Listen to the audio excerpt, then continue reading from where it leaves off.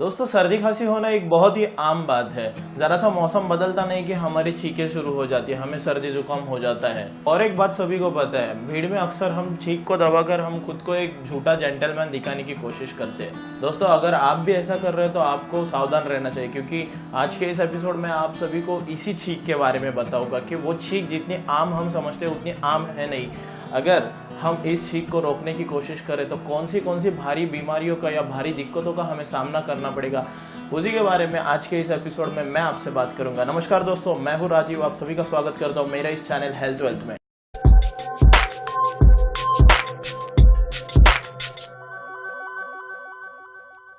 छींक के बारे में आज के इस एपिसोड में मैं आपको कुछ ऐसे नए फैक्ट्स बताऊंगा कि जिससे आप पूरी तरह से चौंक जाओगे। आपको शायद पता नहीं होगा, लेकिन छींक की करीबन स्पीड 100 मीटर प्रति घंटा या कभी कभी उससे भी ज़्यादा रहती है। सोचिए, अगर इतनी बड़ी भारी स्पीड को हम रोकने की कोशिश करें या फिर उसे दबाने की कोशिश करें तो हमारे इस नाजुक शरीर को कितनी भारी से भारी दिक्कतों का सामना करना पड़ सकता है। जी हाँ दोस्तों, इसी से जुड़ा हुआ एक सच्चा इंसिडेंट मैं अभी आपसे शेयर करूंगा।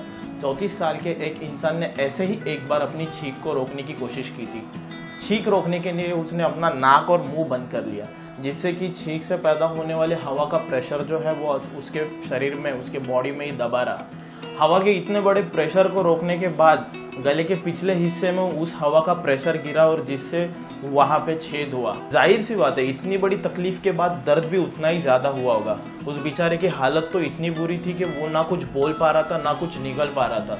तो उसे इमीडिएटली अस्पताल में ले जाया गया। अगले 7 दिनों तक उस इंसान को अस्पताल में एडमिट किया गया और उसी के साथ साथ जो खाने पीने की जो चीजें थी वो डॉक्टर एक ट्यूब के जरिए उसको दे रही थी। डॉक्टरों से पता चला कि गले के इस हिस्से में जो मांसपेशियां रहती है वो वन वे टाइप की रहती है, जिनका काम होता है खाने पीने को निगलना। हम जब छींक को रोकने की कोशिश करते हैं तो हमारे गले के हिस्से में जो सांस लेने की नली रहती है और सीने में हवा का एक बहुत बड़ा प्रेशर बनता है, जिसकी वजह से हमारे गले के पिछले हिस्से में जो नाजुक मांसपेशियां रहती है, डॉक्टर्स उन्हें पैरिंग्स कहते हैं, तो वो पैरिंग्स के ऊपर प्रेशर गिरता है और उनमें छेद हो जाता है। दोस्तों, ये तो था एक रियल बेस्ट इंसिडेंट, लेकिन और भी कई सारी पॉसिबिलिटीज है, कई सारी संभावना है जो कि हम अगर छींक को रोकने की कोशिश कर रहे हैं तो हमें सामना करना पड़ सकता है। जैसे कि हम जिस वक्त छींक को रोकने की कोशिश करते हैं और अपना मुंह और नाक बंद करते हैं तो उसी समय हमारी जो हवा, ये जो पूरी हवा का प्रेशर जो बनता है वो हमारे डायरेक्टली सीने में जाता है। तो पॉसिबिलिटी रहती है कि सीने के आसपास के एरिया में वो हवा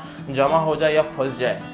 उसी के बाद एक और बड़ी समस्या ऐसी है कि हम अगर इस छींक को रोकने की कोशिश करें तो हमारे ब्रेन को जो नर्व सिस्टम्स कनेक्टेड रहती है उनके ऊपर भी बहुत ज़्यादा प्रेशर पड़ने की संभावना रहती है और वो प्रेशर के कारण फट भी सकती है। तो वो डायरेक्टली ब्रेन को हार्म हो सकता है और वो बहुत ही बड़ा शरीर का नुकसान हो सकता है। तो मुझे बस यही बताना है कि हमारी बॉडी एक बहुत ही बड़ा कॉम्प्लेक्स मशीन है जो कि अलग अलग तरह से अलग अलग चीज़ों को कनेक्टेड है। अगर हम कोई भी छोटी चीज़ भी करें और उसके बारे में हमें कुछ पता ना हो, उसकी होने वाली दिक्कतों का हमें पता ना हो, तो वो हमारे लिए बहुत ही खतरनाक साबित हो सकती है। तो आज के लिए बस मैं इतना ही बताना चाहूँगा कि अगर आप छींक को रोकने की कोशिश कर रहे हैं तो वो आदत आप सभी को छोड़नी पड़ेगी, क्योंकि अगर आप ऐसा कर रहे हैं तो जैसे मैंने आपको बताया वैसे दिक्कतों का आपको शायद सामना करना पड़ सके। तो दोस्तों, बस यही सब था आज के इस एपिसोड में छींक के बारे में। आपको ये एपिसोड कैसा लगा हमें कमेंट बॉक्स में ज़रूर बताइएगा। अगर आपको वीडियो पसंद आया होगा तो इसको लाइक कीजिए, शेयर कीजिए, हमारे चैनल को सब्सक्राइब कीजिए और हमारे चैनल की वीडियो सबसे पहले देखने के लिए बेल आइकन को प्रेस कीजिए। मिलते हैं फिर अगले एपिसोड में एक नए हेल्थ टिप के साथ। तब तक के लिए स्टे हेल्दी, बी हेल्दी।